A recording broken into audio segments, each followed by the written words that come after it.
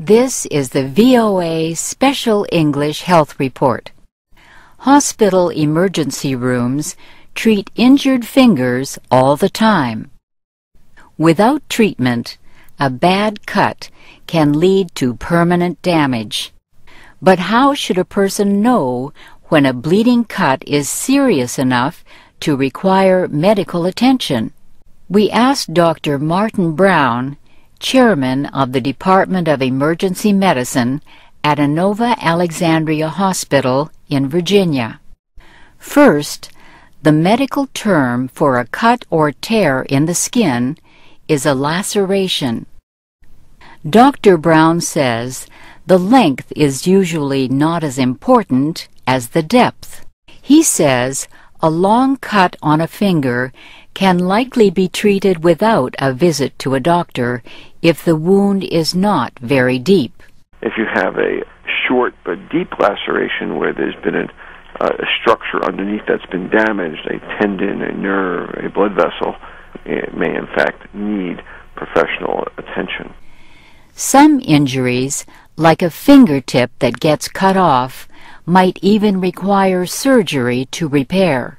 That requires a specialist to either file down the bone or reattach the fingertip. More often, filing down the bone is what is done, because reattaching a fingertip is often not successful. How a wound bleeds can be a sign of how serious it is. Minor cuts usually produce what is known as venous bleeding.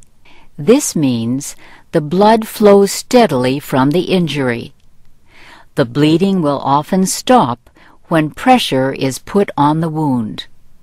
Dr. Brown says, in most cases, holding direct pressure with clean gauze or a cloth for 4 to 5 minutes should stop the bleeding.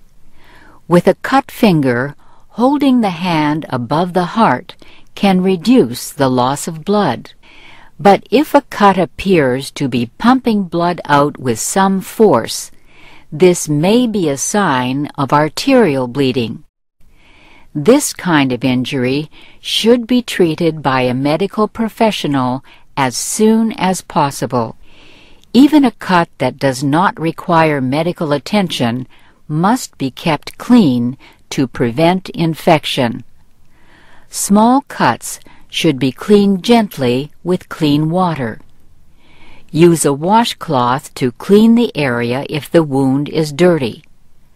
Dr. Brown says cuts should be covered with a clean, dry bandage. Bacteria and other microorganisms can enter the body through a cut in the skin. One kind of infection that can result is tetanus.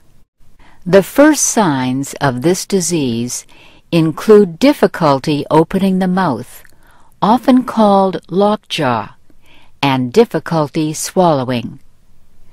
Tetanus can be deadly, but children and adults can be protected against tetanus with vaccinations.